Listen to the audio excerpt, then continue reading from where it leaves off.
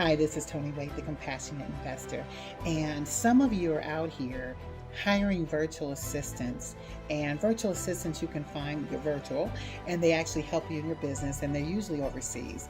And you've tried to hire people, and it has gone, because trust me, I've been there too. I cannot tell you how many virtual assistants I have hired over the years, and even staff that I've hired where it is really tough out here. But I want to give you some pointers that you can do that's going to help you identify some virtual assistants, good virtual assistants that can respond to detail and work in your business. And I hope you'll be able to implement them in your business so that you can grow to the next level. So one of the things, like first of all, you have to make sure you have a very fully defined job posting, because you don't want something that's all over the place, that just a pie in the sky. It doesn't really tell a lot about what position you are hiring for. So you'll probably have to spend some time identifying what specific jobs you are going to be hiring for, and then don't try to hire everybody at once.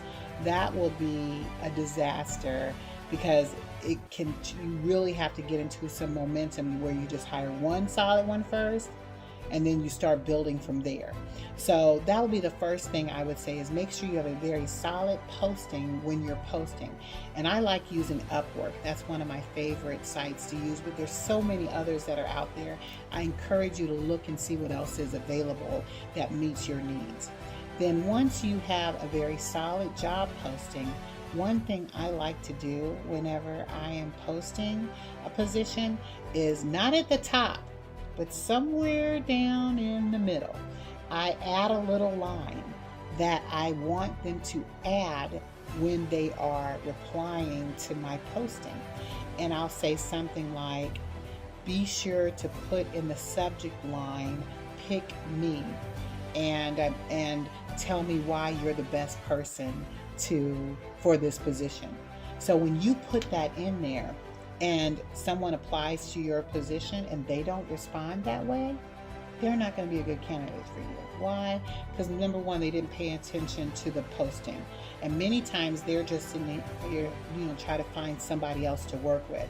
They don't really pay attention to what exactly it is that you're looking for. So somebody that pays attention to details like that, that's the type of person you're going to want to hire. So when I see that, and let's say that you put a posting out there today and you have 100 people to choose from, I literally eliminate everybody who did not put that in the subject line, because the rest of them didn't know how to follow instruction, and I pay attention to the ones who do know how to follow instruction. Now, I will say I don't completely discard everybody, because I might give you a little pass, because I have found good people even after finding someone who didn't put that in there. But I only go to it if I can't find anybody that responded, pick me, and do it how I need to do it. So it is a process. Also, one thing I like to do is when we are starting the process, because I hold all of my interviews like in chunks of time. I don't let them dictate when they're available. It's on my schedule. So if I know on my calendar I've blocked out today from 2 to 4, then I'm doing appointments from 2 to 4.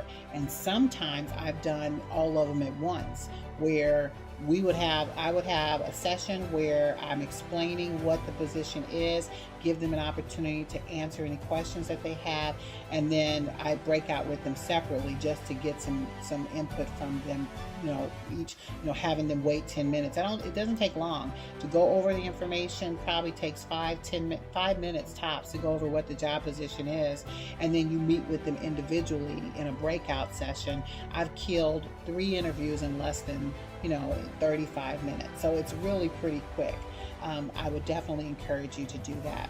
And another thing that I do as I do this process is sometimes I'll give them a test and a follow-up. If it's sometimes hard to find the right talent that first time around, I'll give a quick test to see if they understand what it is that I need them to do. And sometimes you can get through that test some of your work done. Perfect example is, let's say that you don't have a workflow for one of your particular processes.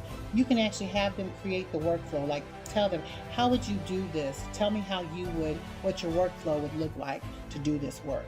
And they can create that and get that back to you.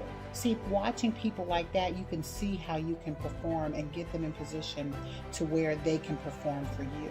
And those are just a few tips. There's so many others that I can give that I've learned, and I'll probably do a part 2 to this, just so that you can see some of the things that you can do for virtual assistants to find the right ones to be able to help you take your business to the next level. So go out there and transform your life so that you can transform the world.